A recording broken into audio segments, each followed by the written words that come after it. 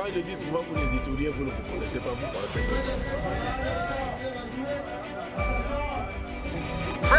Freedom, ami de la liberté.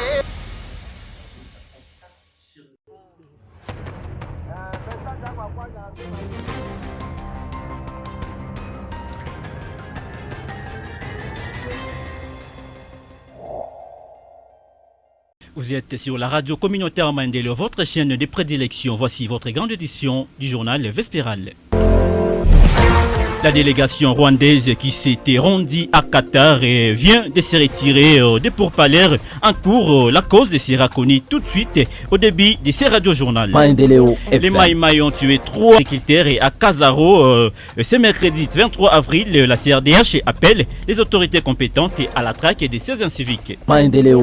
L'homme est appelé à prendre soin du sol car il lui procure à manger. C'est la confirmation d'un professeur de l'université officielle de Rouen. Vous aurez plus de détails dans ces radiojournal. La prise de son et la mise en onde des gens sur Rumbata Sissilemo derrière la caméra, la présentation de Victor Louel, excellente et conditions d'écoute à toutes et à tous. La RCM, radio communautaire Maendeleo, la voix de l'Est, l'image de l'Est.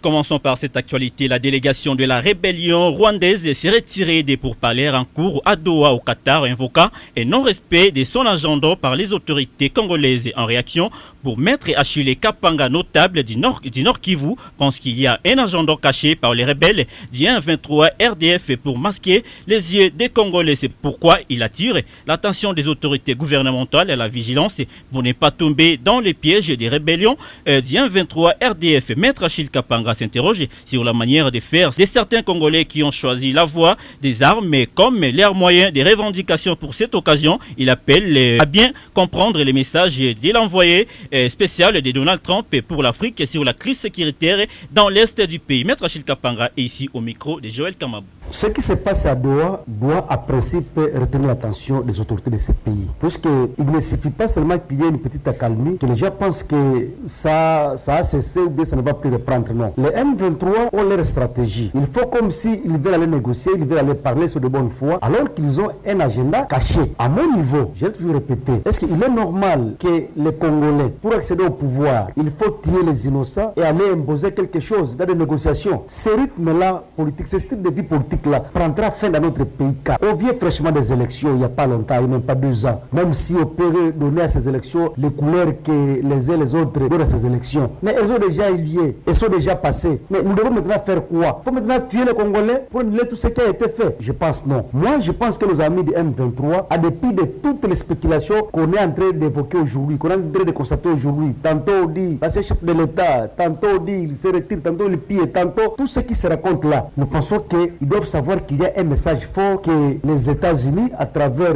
la voie spéciale de Trump, a laissé passer. Donc ce message-là doit montrer à la face de l'autre que non, il y a déjà une autre lecture de la chose. Voilà pourquoi nous devons réfléchir, et non comme des ennemis, mais comme des Congolais. Pour dire ceci, moi je suis le président de la République, vous voulez quoi? Mais ce que vous voulez, c'est impossible par rapport à nos textes légaux, par rapport à notre constitution. Voilà la voie qu'il faut user. Et à eux de dire, nous voulons tuer pour avoir le pouvoir. Mais vous allez utiliser le peuple congolais comme un appât pour accéder au pouvoir. Donc comme vous avez votre poisson que vous voulez peut-être pêcher dans l'océan, qui est la RDC, vous voulez qu'on puisse d'abord tuer. Ce sont ces morts-là qui seront considérés comme des appâts et vous puissiez accéder au pouvoir. Moi je pense que j'encourage les négociations. Il y a le président togolais qui est passé. Bon, toutes ces voies-là, il n'y a-t-il pas moyen de les comprendre? Mais moi, le message qui est plus fort, c'est le message des États-Unis. C'était là donc Maître Achille Kapanga, notable au Nord Kivu, au micro de Joël Kamabou. 3 agriculteurs ont été tués par les présumés miliciens Maïmaï à Kazaro, entité de la chefferie de Babila Babombi située à environ 2 km à l'ouest de Lukaya Centre dans la journée de mercredi 23 avril dernier. Drame consécutif à l'installation d'un groupe armé inconnu à Manteïté, c'est dans les mêmes groupements bangolais en Ituri depuis le samedi 19 avril 2025, déplorant la non prise en considération des alertes de la population civile par les services de sécurité. Ramsey Malkidogo, secrétaire de la CRDH et antenne du territoire de Mambasa. Notre source appelle encore une fois les autorités compétentes à la traque systématique de ces inciviques avant d'appeler ses concitoyens à la vigilance. Malgré nos alertes sur la prolifération des groupes armés dans la chefferie de Babila Babombi à territoire de Mambasa, et malgré notre récente alerte sur l'installation de nouveaux cas de présumés Maïmaï dans le groupement Bangol, précisément à Mandeïte, le week-end passé, rien n'a été pris en considération par les services de sécurité. Nous avons assisté à la tuerie de 3 civils cultivateurs de Sekwe au niveau de Kazaroho. Ces derniers seraient tués par ces présumés Maïmaï parce qu'après avoir commis le forfait, ils se sont dispersés dans la nature. Nous alertons vraiment la population à la vigilance et surtout les services de sécurité de pouvoir prendre nos alertes en considération et surtout d'aller traquer ces hors la loi et pour que la population vive à paix dans ces coins. Tout est prêt pour l'effectivité de la formation des réserves d'armée pour la défense et au centre de Beni Nialeki. L'assurance a été faite ce jeudi 24 avril par Kavira Fazila, point focal de la RAD en ville de Beni. Elle se félicite de l'engagement remarquable lors d'enregistrement des volontaires prêts à défendre la patrie, à ceux qui traînent les pas de se joindre à ceux qui sont déjà au centre des formations en attendant le début de la formation. On écoute Madame Kavira Fazila au micro de votre radio. Rade walifika hapa Beni, kweli maneno kunaenda mzuri sana. Tuko deja na centre Nyaleke yenye inaeneza makondisio, nyumba ziko, mai iko, vitanda viko, matela ziko mzuri sana na chakula hii. Kweli kungambo ya Nyaleke hakuna tena probleme, yote viko bien. Jumu tuingie murade, kondisio ya kwanza ni uwe kwanza Congolais de pere de mer. Kondisio ya pili usikuwe mineri, uko wa 18 au plus. Usikuwe mgonjwa wa kichwa au usikuwe mtu wa kupooza. Kama uko baba, mama, mwenye unaeneza miaka, uko Kongomani, ukuwe baba, ukuwe mama, ukuwe jeune garçon, jeune fille, ukuwe mzehe, kama ungali na force, uko na place ndani ya radi. Ujumbe yenye niko nao kwa wakazi wote wa vile ya Beni na territoire, tujiaproprie radi. Kwa kweli tutakuwa kama hatuya kamata radi mikono mbili, kupata usalama itakuwa ipe difficile ndani ya nchi yetu ya Kongo. Sasa tutakuwa na ba reserviste ndani ya province zote na ndani ya mingine yote, tutafikia kusalama. Jukila watu na biko amezira kujipigania kwenye biko na usalama itaonekana. Mwenye haya leta jina yake, karibu sana. Tuko naandikia fazi yote kumabiro ya quartier, ba chef de quartier biko natusaidia kuongoza wale ba volontaire. Maana kama kuna ile volontaire fika kubiro ya quartier kwenye huko, chef de quartier atakuongoza. Kama haukuona de quartier fika kubiro ya commune, burgi atakuongoza. Kama haukuona burgomestre fika ku meri batakuongoza, na kama haukuonana na bale unaniita kwenye niko ndakuoriente, unafika Nyaleke, unaenda jiunga na bengine benye biko tayari, tu profite kwa ile formation 45 jours. À moins de mois après la désignation d'un nouveau commandant accès opérationnel, les commandants Luna et le déploiement d'une nouvelle unité, la société civile les forces vives dit constater une baisse très sensible de la tracasserie militaire sur la nationale numéro 4 et tronçon commandant Luna. Dans une interview accordée à la cellule de communication du territoire d'Irumu ce jeudi 24 avril 2025, le premier vice-président de cette structure citoyenne, Sonia Oumalangaï Dieudonné, qui félicite les nouveaux commandants, a demandé à la population de prêter main forte à la nouvelle unité de l'armée loyaliste afin de poursuivre l'ennemi ADF dans la profondeur du groupement Banda Vilemba en chefferie de Walese Vankoutou. Sonia Oumalangaï Dieudonné et au micro de Gabriel Ikambo. Il y a diminution presque totale des tracasseries sur ces tronçons commande à Luna. Parce qu'auparavant, ce n'était pas ce qu'on est en train de voir aujourd'hui, mais les taximens eux-mêmes sont en train de témoigner sur la diminution des tracasseries sur ces tronçons commande à Luna. Parce qu'auparavant, c'était pire sur ces tronçons. Mais pour le moment, ça reste seulement à voir comme au niveau de la barrière Loya et au niveau de la barrière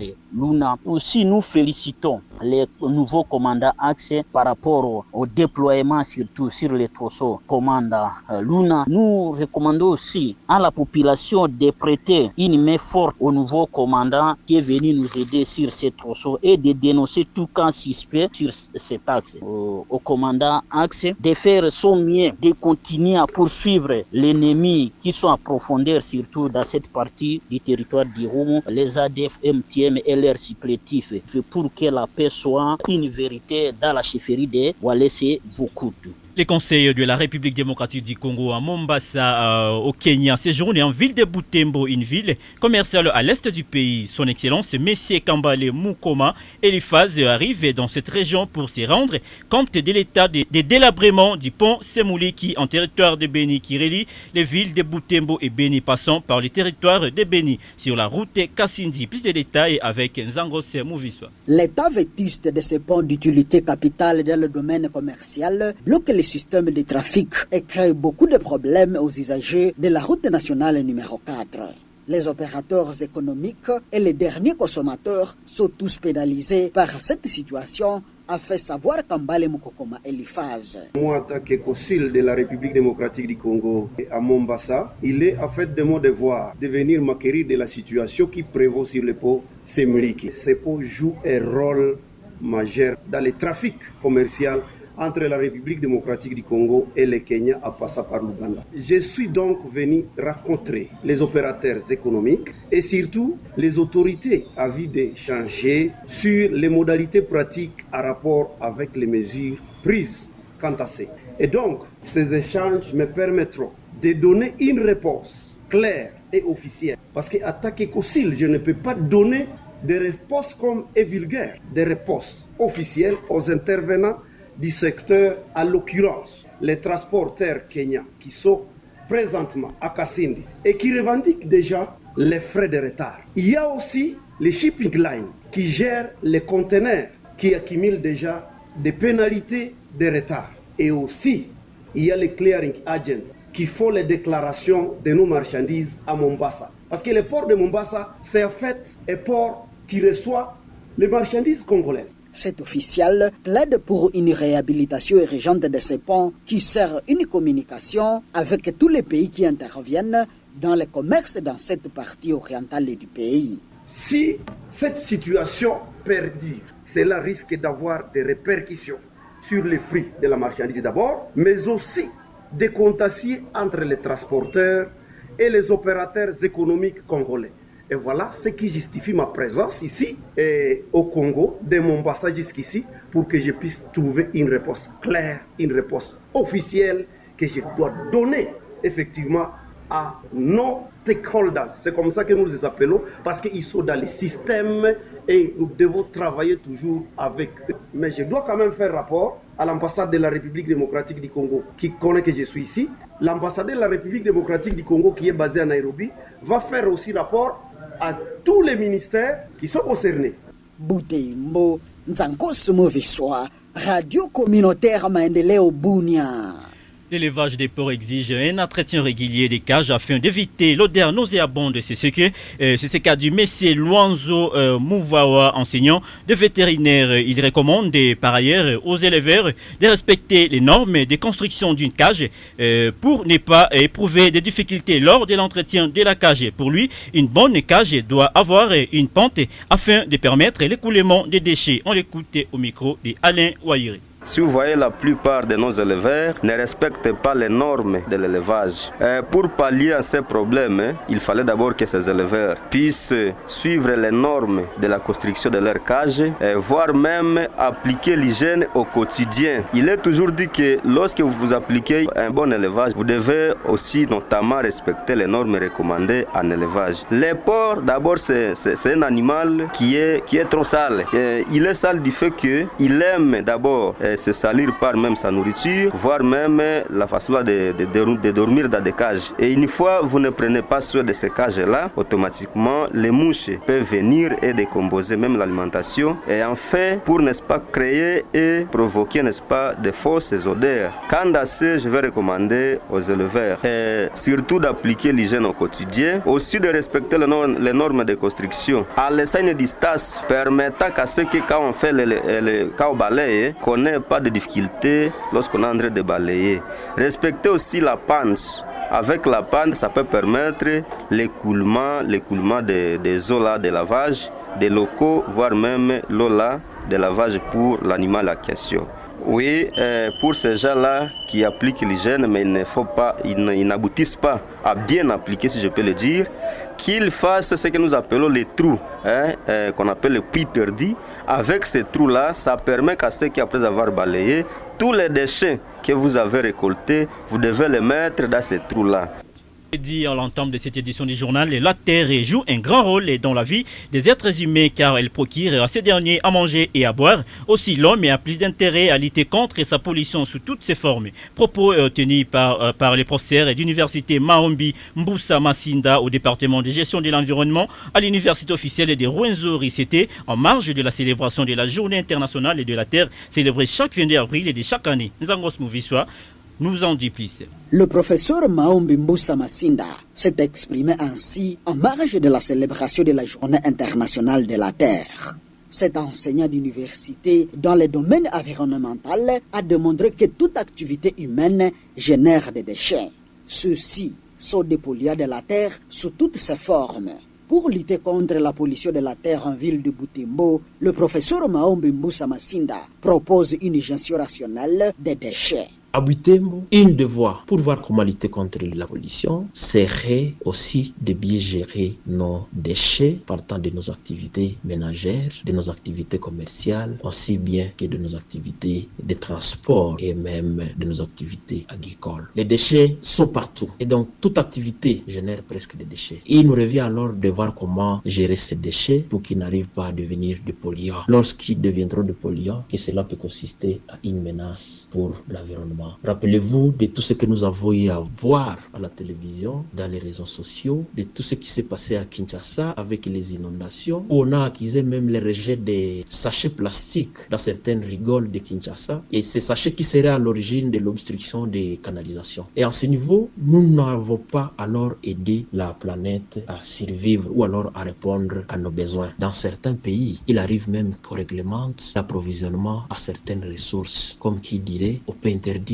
l'utilisation des sachets plastiques. Et dans d'autres cieux, on peut vouloir alors même restreindre l'approvisionnement à certaines ressources comme les habits qui peuvent vite s'user. On dit ceux-ci ne sont pas autorisés par exemple à entrer à la République démocratique du Congo. C'est une des voies qui peut permettre à ce que nous puissions lutter contre la pollution de notre terre. Plus nous achetons des produits qui sont avariés, nous polluons davantage notre terre et notre ville. Notre interlocuteur invite les habitants à prendre au sérieux la gestion des déchets car il constitue un danger permanent de la pollution de la terre et de l'environnement. Le message que nous adressons à la population de Butembo consiste à rappeler que cette journée internationale de la terre est dédiée à la terre comme notre nourricière et donc nous rappelle à la nécessité de passer à une économie plus durable. Une économie qui bénéficie à la fois à l'humanité et à la planète. Ainsi, nous sommes appelés à assurer une harmonie avec la nature et la terre n'est plus uniquement souhaitable mais impératif. À d'autres termes, l'harmonie entre la nature n'est pas seulement souhaitable mais c'est une obligation de notre part pour que notre survie soit possible. Signalons que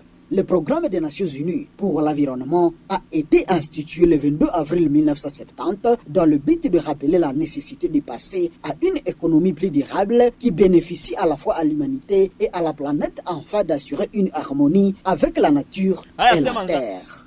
Butembo, Nzankos Mouviswa, Radio Communautaire Maendeleo Bunia. Et pour boucler ce journal, certains jeunes de la communauté Lori qui regroupe les peuples Lendo a rompu silence suite à la publication d'une liste nominative de certains jeunes qui collaborent avec la CRP de Thomas Lubanga. Ce message est contenu dans une déclaration que la RCM détient une copie. Le rapporteur Jacques Pelé qu'il ne soutiendra pas une rébellion ou un groupe conspirant contre la République. Il qualifie de diabolique de l'occasion. Il condamne avec fermeté les gens qui propagent les fausses informations pour troubler les communautés. Suivez Jacques Pelé, les rapporteurs de cette jeunesse à la communauté Lori qui a lu la déclaration. Suivez-les. Il circule sur la toile ces derniers temps et bulletin de formation avec pour objet liste nominative des collaborateurs de CRP présents dans la province de l'Ituri et groupe armé créé et dirigé à partir de Kampala par M. Thomas Lubanga de surcroît et repris de justice internationale. Tout en précisant que nous sommes bel et bien à Ville de Bunia et n'avons aucun contact avec la CRP, nous déclarons fermement que cette information est totalement fausse et sans aucun fondement. Nous condamnons avec la plus grande fermeté la propagation de telles informations qui non seulement portent atteinte à la réputation de chacun de nous, pourtant nous sommes acceptés comme dignes membres au sein de la communauté, mais qui est également susceptible de semer la confusion dans la communauté et les institutions où nous prestons. Nous réitérons notre fidélité à la République par notre patriotisme. Nous invitons tout le monde à ne pas accorder de crédit à ces fausses informations car elles ont été montées par des personnes animées par la haine, mauvaise foi et pour des intérêts masquins. Malheur aux prédateurs qui nous ont gratuitement salis et nous nous réservons le droit de les poursuivre en justice pour leur calomnie. Que vive la République démocratique du Congo, que vive la province de l'Ituri, fête à Bunia le 24 avril 2025. Les signataires, Lokana Safari Jacques, Safari Pelé Jacques, Makina Isaac, Oudo Jackson, Kato Matheus. Et c'est par cette information que nous concluons cette édition du journal et disons merci à nos deux héros dans l'ombre. Je cite Jean-Cyril Mbata qui est de l'autre côté de la baie vitrée pour la prise de son et la mise en onde. Cécile Aimant, le youtubeur, était derrière la caméra. Moi, c'est Victor Luela. J'étais choisi pour la présentation. Nous saluons aussi la plume rédactionnelle des Jospin Majorkim et Denis Maki. Retrouvez cette même information sur notre page TikTok en tapant tout simplement Maendeleo Bunia TV et pourquoi pas sur notre chaîne YouTube Maendeleo Bunia TV. On se retrouve prochainement.